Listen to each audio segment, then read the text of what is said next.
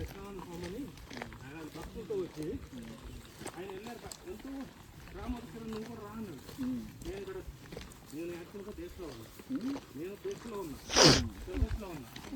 ఇప్పుడు వాళ్ళు వెళ్ళిపోయారు. పాలరాజు ఇద్దరు మంది పట్టుకొని వచ్చారు. ఆడ ప్రతిష్ఠ చేయడానికి 27 మంది వచ్చారు. బృందం అందరూ వెళ్ళిపోయారు. విగ్రహం ఆడ వదిలేసి మర్చిపోయారు.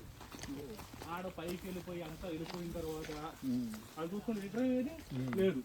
నైట్ 2:30 అయింది. నేను ఆ పక్క ఇక్కడ యువతల పెట్టిన ఆశ్రమంలో పడుతున్నారు. వచ్చి వాళ్ళు మళ్ళీ అక్కడి నుంచి ఆశ్రమం స్వామి ఫోన్ చేశారు. ఫోన్ చేస్తే అక్కడ ఎవరు లేరు.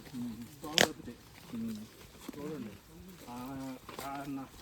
ఇది చూడండి. ఆ డ్రామా అసలు ఎలా వచ్చిందో.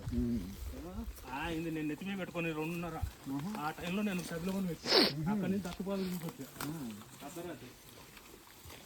ఆయన నా చేత ప్రతిష్ఠ చేయించాడండి. అది పాలరాజు విగ్రహం ఎంతే ఉంటుంది కానీ వెయిట్ ఉంటుంది కదా. వెయిట్ ఏం పెద్దగా అనిపించలేదండి. చూసుకోండి రండి. వెయిట్ ఏం పెద్దగా అనిపించలే. పాలరాజు విగ్రహం మీరు ఇప్పుడు చూసినా పాలరాజు విగ్రహం అది అక్కడే ఉంది. 27 మంది ఆ కేసు మోసుకొచ్చి ఆడ పెట్టేసి వచ్చిపోయింటే లాస్ట్ గారు మనసులో ప్రతిష్ఠింది. భగవంతుడు ఇదండి అంతే. నేను ఆ రోజు ఇంటికి వచ్చానంటే ఆగ్రహం గారికి ఆయన ఒక్కడే ఉన్నాడు అని చెప్పేసి మన పిల్లలందరూ వాళ్ళ అమ్మగారికి బాగా గొప్ప హాస్పిటల్ వచ్చింది. అందువల్ల వచ్చి ఇంకొకటి ఉండాల్సి వచ్చింది. అలా అయింది. నాకు ఫస్ట్ టైం అర్ధరాత్రి 2:30కి కదిలి పైకి ఇంత భయం అనిపించలేదండి ఆ రోజుల్లో.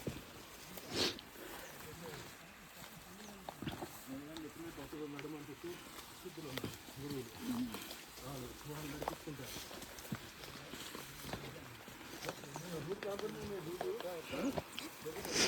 అదే రూట్ అండి. ఒకటే రూట్ కదండి. అది రూట్ అట్లా